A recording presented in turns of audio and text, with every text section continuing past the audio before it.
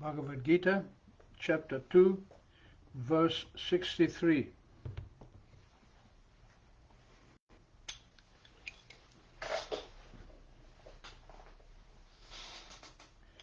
Jaya Radha Madhava Kunja Bihari Jaya Radha Madhava Kunja Bihari Jaya Gopi Janavallabha Girivaradhari Jaya Gopi Janavallabha Girivaradhari Yashodanandana Braja Janaranjana Yashodanandana Braja Janaranjana Jamuna Tira Vanachari Jamuna Tira Vanachari Jaya Radha Madhava Kunja Bihari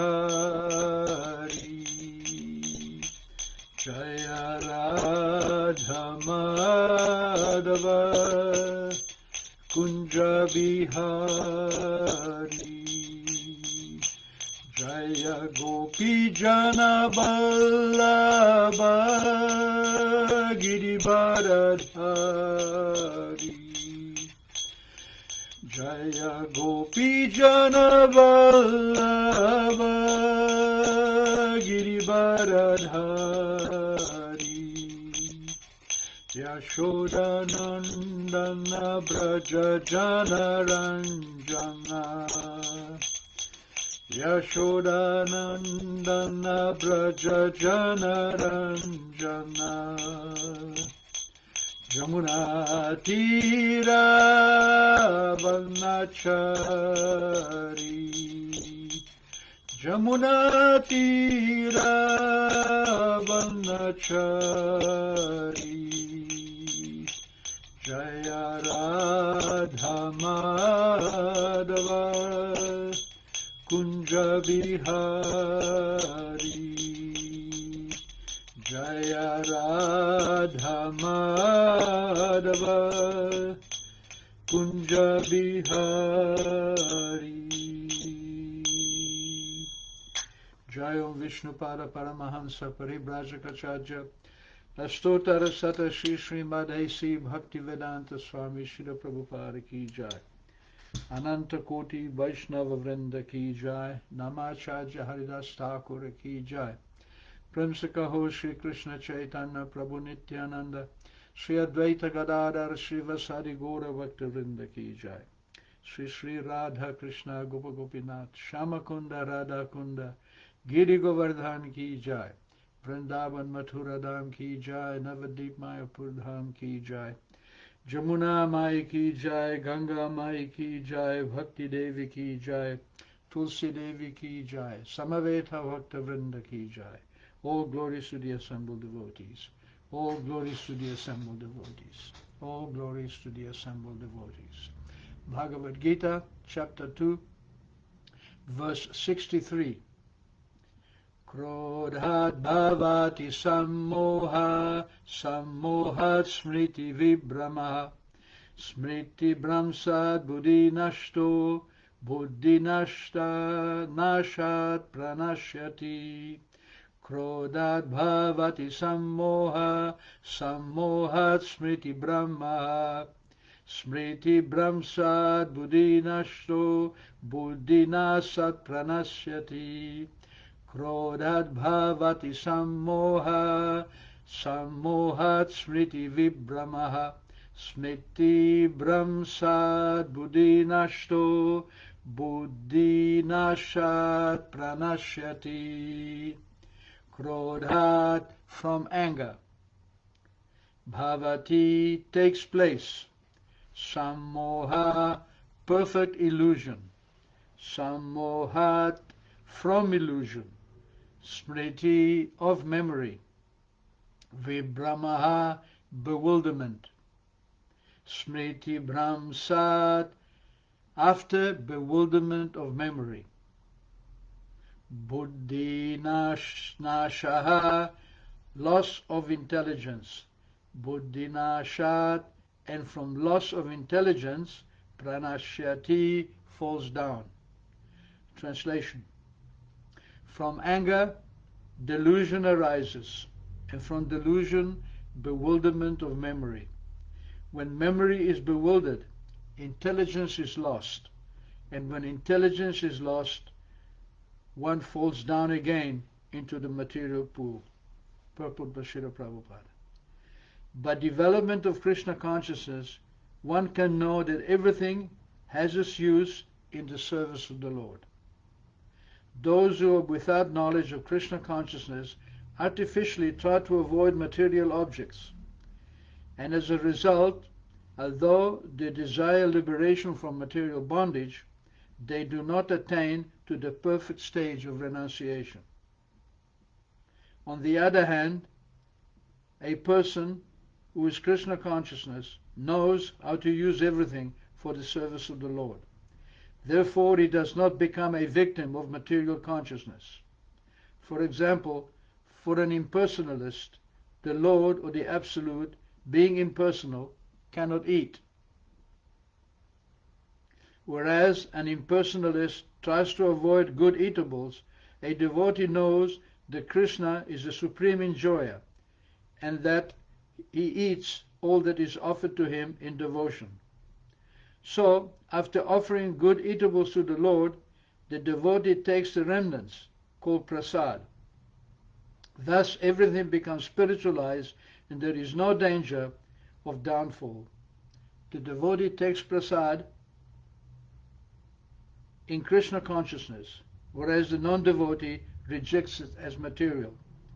The impersonalist, therefore, cannot enjoy life due to his artificial renunciation, and for this reason, a slight agitation of the mind pulls him down into the material pool of material existence. It is said that such a soul, even though rising up to the point of liberation, falls down again due his not having support in devotional service. Krodhat bhavati sammohaha, sammohat smriti vibhramaha, smriti bhramsad buddhi nashto, buddhi nasti pranashyati. Hare Krishna. So here we have Krishna extending his instructions to Arjuna, and actually the instructions in the beginning of the Bhagavad Gita, actually throughout the Bhagavad Gita, but at least in the beginning, Krishna very much takes trouble to explain to Arjuna the difference between matter and spirit. Matter is the material world, matter is the identification with the material world, and spirit is that force which moves matter. You may build a fantastic machine, fantastic jet plane, but unless a conscious being begins to operate that machine, it will stand on the tarmac until eternity. It will not move. So, Yayidam dharyate jagat. Krishna says that the material energy is being moved by spirit. And spirit is what is within us, and it is covered by a layer of ego, intelligence, mind, and senses. Therefore, Krishna here explains that when we try to enjoy our senses and become frustrated. Now, I'm trying to enjoy something, and if I'm able to enjoy it, if I'm successful, I become pleased. But if I'm not successful, I become displeased and I become angry. When you become angry, then some moha. You lose your powers of reason. Anger means you become bewildered. And when you become bewildered, some mohat. Some means together, and mohat means illusion. When we are angry, the illusion becomes very, very strong. And when we become very strong under the illusion, we forget our intelligence. And when we forget our intelligence, we become again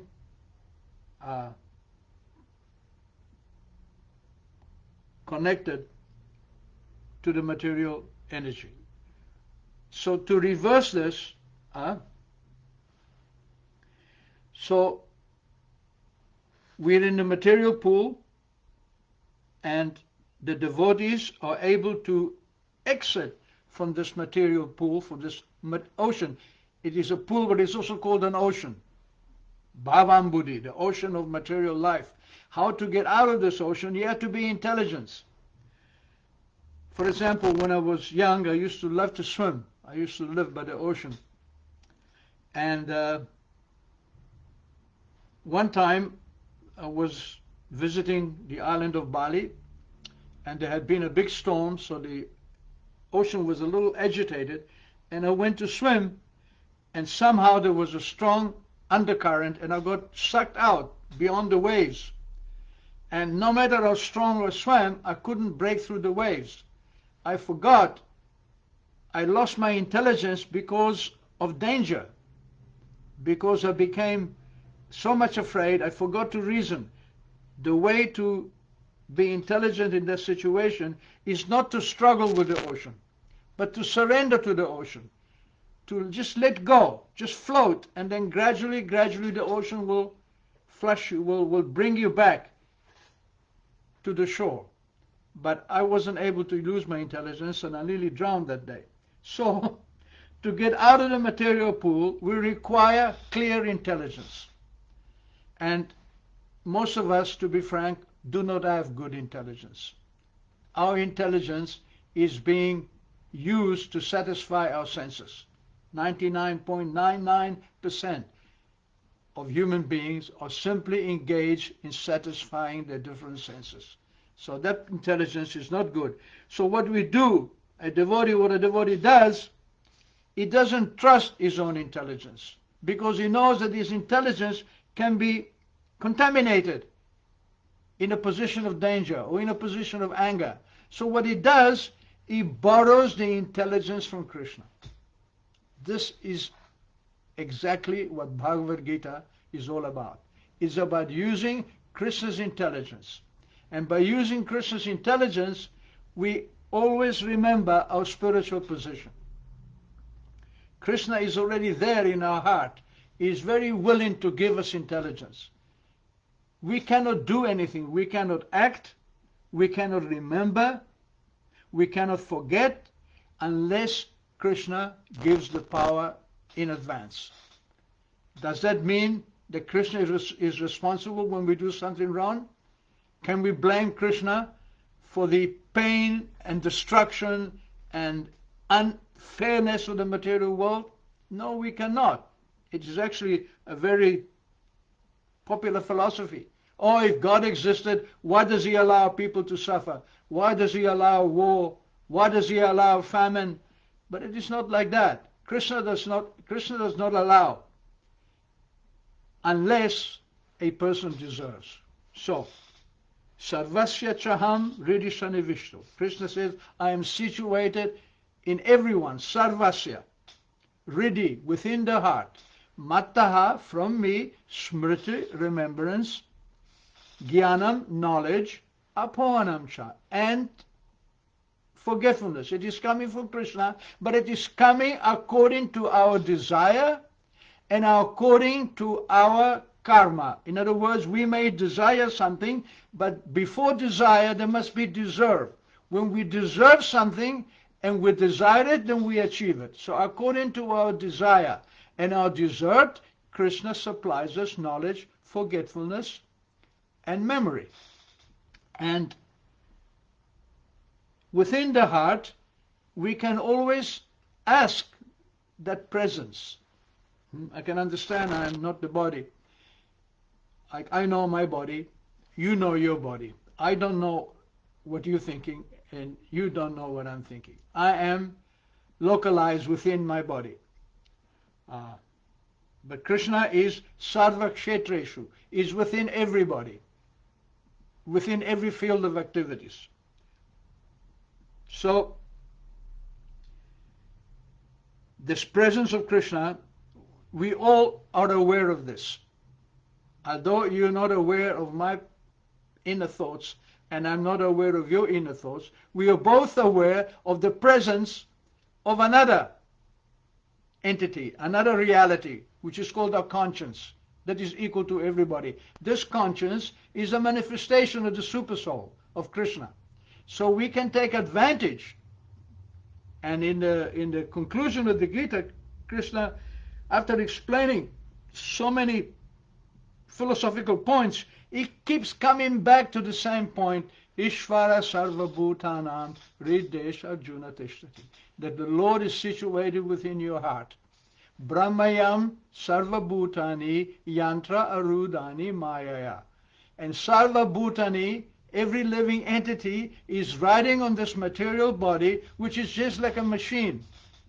As I was explaining, it's like a machine. If it's out of control, then only danger can result. So when we understand that Krishna is in our heart, what is the next instruction?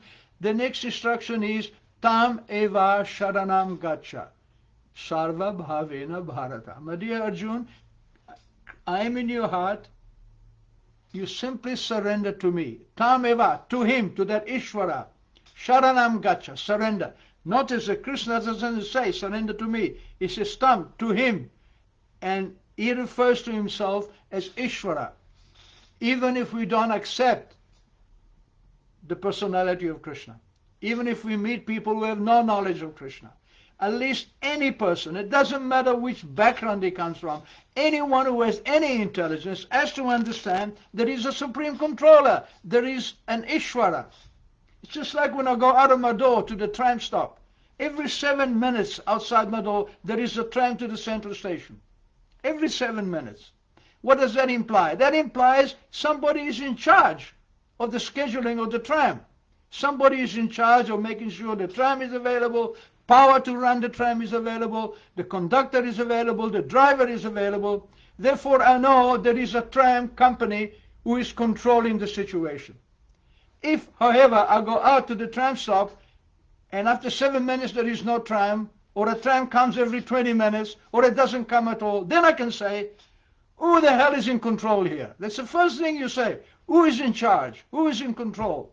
Therefore, the exactness of the material laws, how the sun rises and sets, how the seasons follow each other, the phases of the moon, everything is working precisely according to a pre-directed schedule. That means somebody's in control. So Krishna says, never mind if you don't want to accept me as your personal Lord, at least accept my position as controller, Ishvara. So, Ishvara Sarva Bhutanam, I am in everybody's heart. And Tameva, to him surrender. In other words, Krishna is saying, be intelligent. Use your intelligence that I'm giving you. Use this intelligence to understand that you are being controlled. Accept the situation.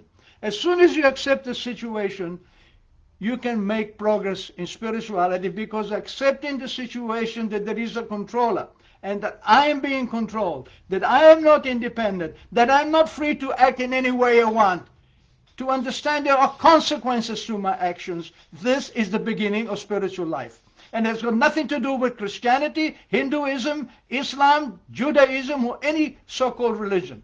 It is to do with dharma. It is to do with my inner quality of being controlled by a supreme controller. And because I'm being controlled, I am obliged to serve. I'm obliged to accept my subservient position. This is dharma. So, tameva sharanam gacha sarva bhavena bharata. My dear Bharata, Arjuna, under all circumstances, simply surrender to this controller. Therefore, before we act, before we do anything, we should think, is this according to the desires and wishes of the controller? Is this activity I want to do actually reflect the reality that there is a controller? So I want to eat, I take some fruit, I take some food. Now I can think this food is here, I can eat it, but what is the connection with the controller? The connection with the controller is that he supplied the food. I cannot supply even a grain of rice. It is being supplied by the controller of the universe. Therefore, when we take food, we acknowledge, my dear controller, thank you for giving me this food. Please. And of course, the culmination of this thank you is to actually cook it and offer it to Krishna, and it becomes prasadam. So, tameva sharanam gacha sarva bhavena. Under all circumstances, let us bring this presence of the controller, of the Supreme Lord, into our thinking and our acting. Then, what is the result of that? Tat prasadat param shantim. By His mercy, by the power of this controller which is beyond us, we can become peaceful. Because it reflects the reality. You cannot be peaceful if you're in illusion. If you're on a stage playing in a play as an actor, you are obliged and absorbed to act out the lines of the play. But there is a reality beyond the play. And the reality is that we are being controlled. This is the real play. The stage play, the movie, the variegated nature of material energy, the material activities, these are just temporary plays. The reality and the illusion. The reality is the control of Krishna. So, by this understanding, we become peaceful. Tameva sharanam. Tat prasadat param shantim. By His mercy, by the mercy of accepting our condition as being controlled, param shanti, we become very peaceful. We don't have to struggle. If somebody is trying to control you, the more you struggle, the more you become entangled. If you fall into a net, the fish are caught in the net, and the more the more they're becoming entrapped. Params, and what is this so? So,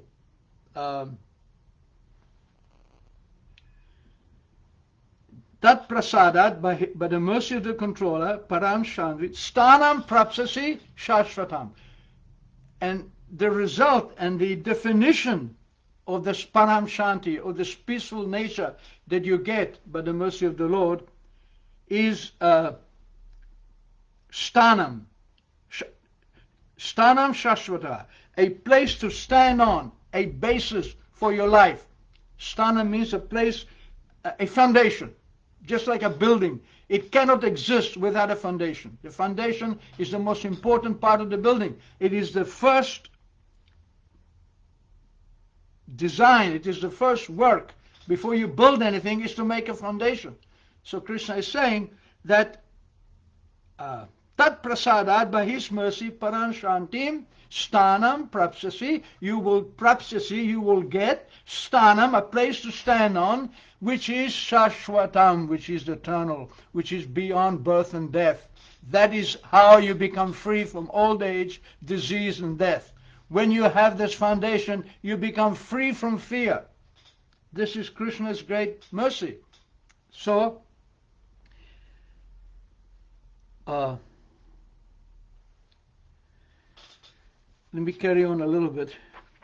This is in the 18th chapter,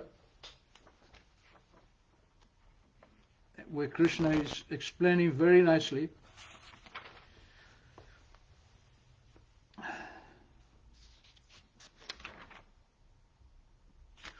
that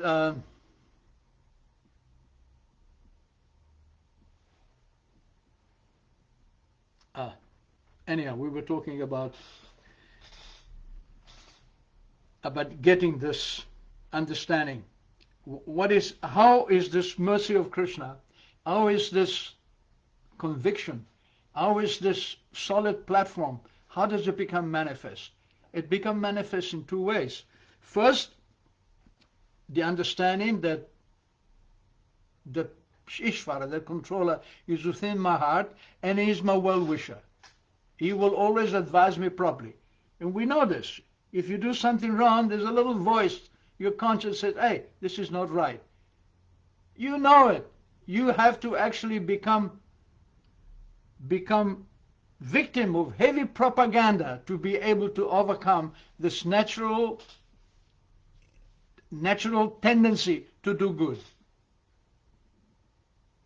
You have to modern civilization uses propaganda from the moment we're born. And it is very powerful propaganda. And the propaganda is that we are independent, we can do whatever we want.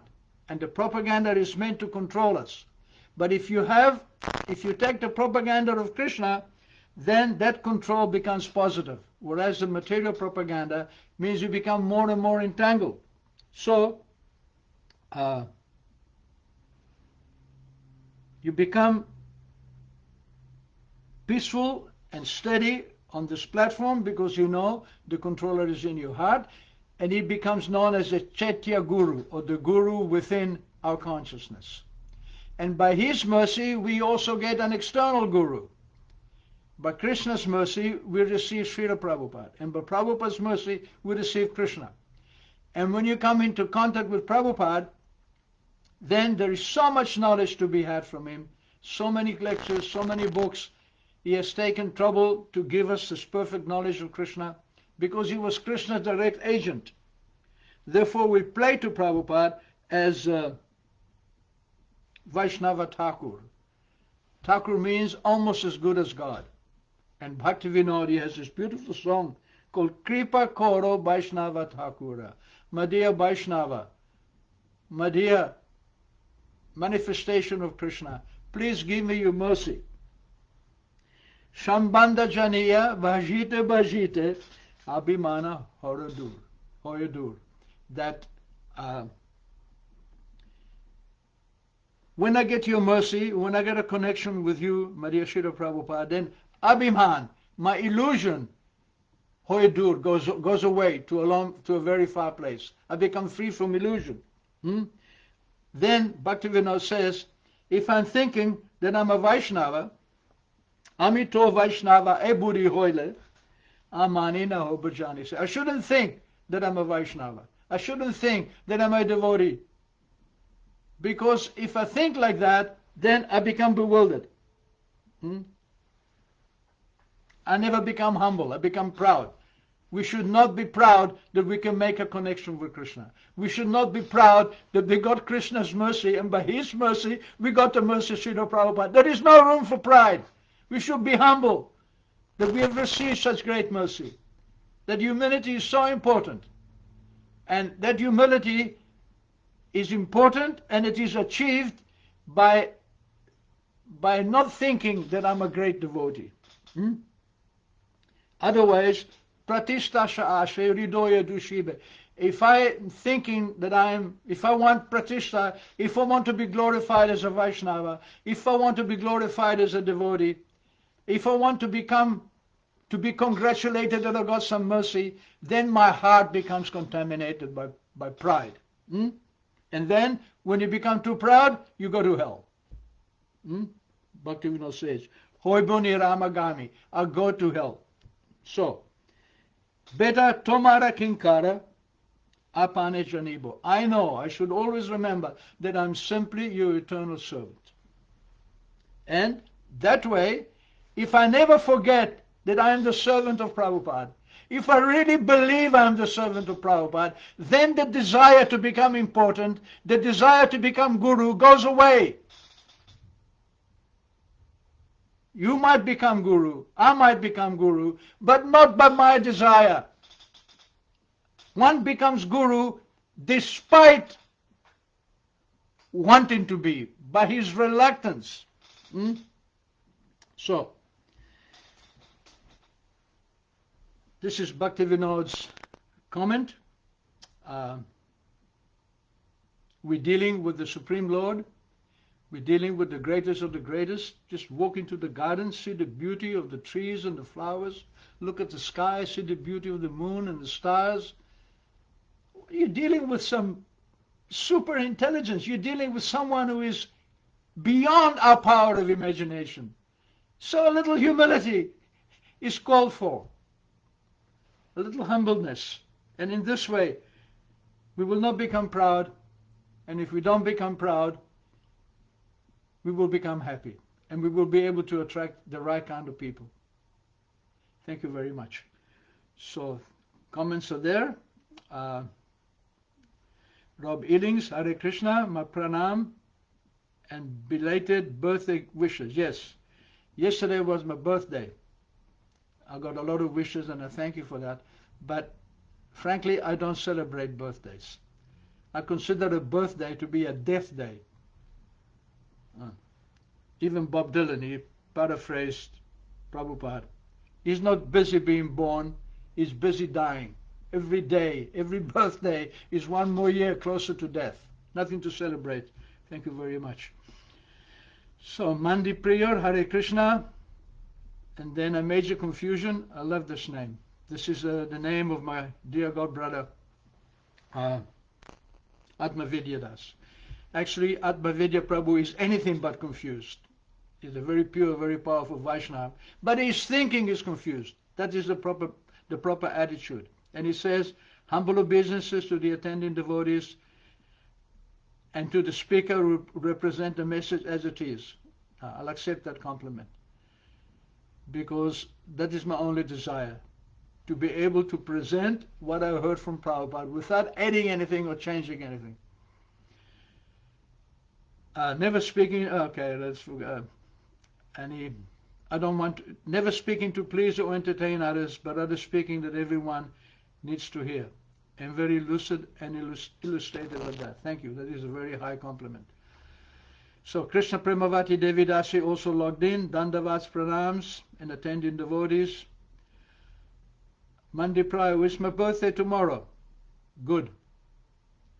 Thank Krishna, he has given you one more year. That is a perfect way to celebrate your birthday. Not for you. You have a birthday only because Krishna has given you one. All right, thank you very much. If you want to comment further, I will, of course, check on my webpage, and I'll see you all next Wednesday. Jai Shri Krishna, Jai Shri Prabhupada.